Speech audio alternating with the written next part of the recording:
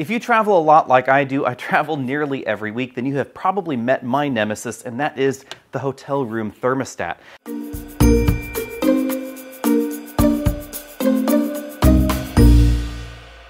I like a cooler room when I sleep, and if you do too, here's some simple tricks to try and cool down your room.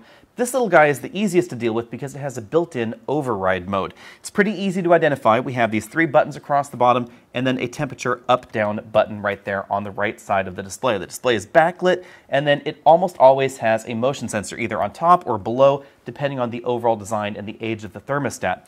To override this one, we simply press the display button, hold it down.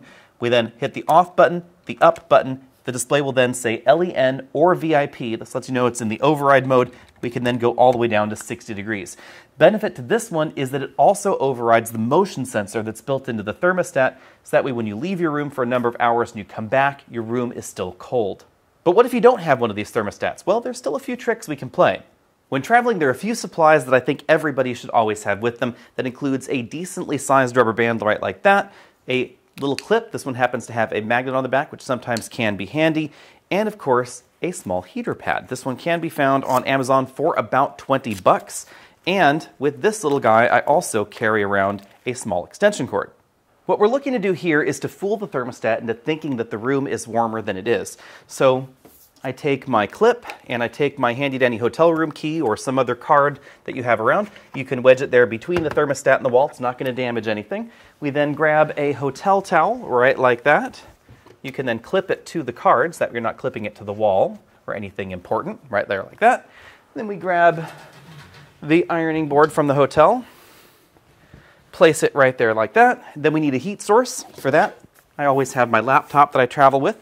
Simply place that on top of the ironing board. What I've done now is I've created a warm zone right there around the thermostat. Heat's coming from the laptop going up by that towel right there. Thermostat thinks that the room is warmer, so it's going to have to turn on the air conditioning in order to keep it cold.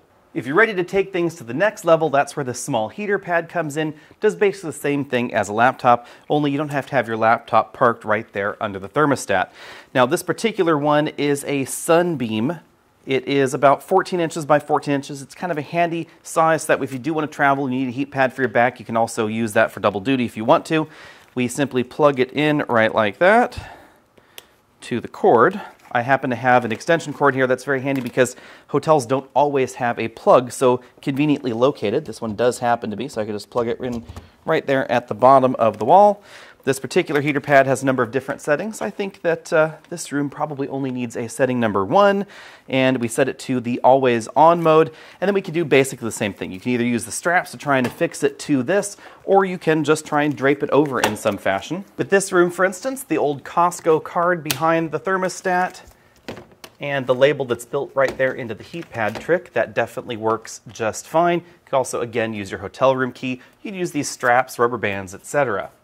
Where does the rubber band come in? Well, with some thermostats, you can just rubber band right there over the face of the thermostat. Keep that right in place. Thanks for watching. Let me know down in the comment section below if you have any travel tips that you'd like to share with the group. I'll see you all later.